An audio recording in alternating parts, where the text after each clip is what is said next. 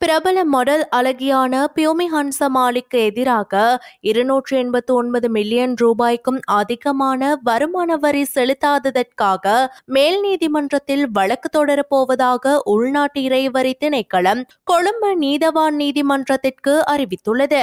அவர் 2022 மற்றும் 2023 ஆண்டுகளுக்கான வருமான வரி செலுத்துவதை தவிர்த்துள்ளதாக கூறப்படுகிறது.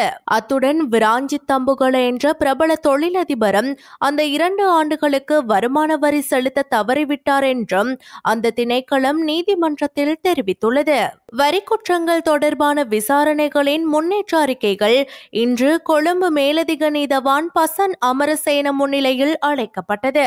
அரசாங்கத்திற்கு வரி ஏய்ப்பு செய்ததற்காக பியோமி ஹன்சமாலி மற்றும் அவுரா லங்கா தலைவர் விராஞ்சித் தம்புகள ஆகியோருக்கு எதிராக எதிர்காலத்தில் கொழும்பு மேல் நீதிமன்றத்தில் குற்றப்பத்திரிகை தாக்கல் செய்ய நடவடிக்கை எடுப்பதாக உள்நாட்டு இறைவரி திணைக்களம் கொழும்பு நீதவான் நீதிமன்றத்திற்கு தெரிவித்துள்ளது.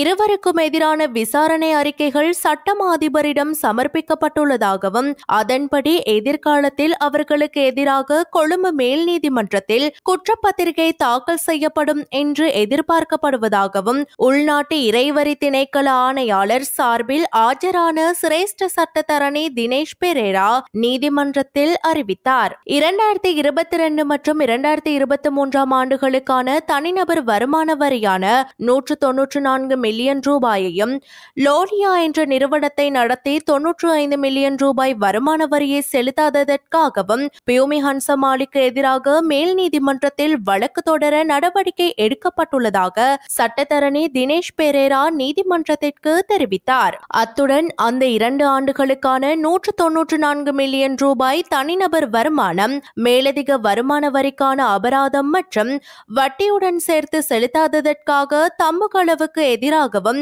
மேல் நீதிமன்றத்தில் வழக்கு தொடர நடவடிக்கை எடுக்கப்பட்டுள்ளதாக சட்டத்தரணி தினேஷ் பெரேரா நீதிமன்றத்தில் தெரிவித்தார். அரசாங்கத்திற்கு செலுத்த வேண்டிய வரிகளை செலுத்தாமல் நிதியை முறைகேடாக பயன்படுத்திய குற்றத்திற்காக இந்த 2 சந்தேக நபர்கள் மீதும் குற்றச்சாட்டுகள் பதிவு செய்யப்பட்டுள்ளன.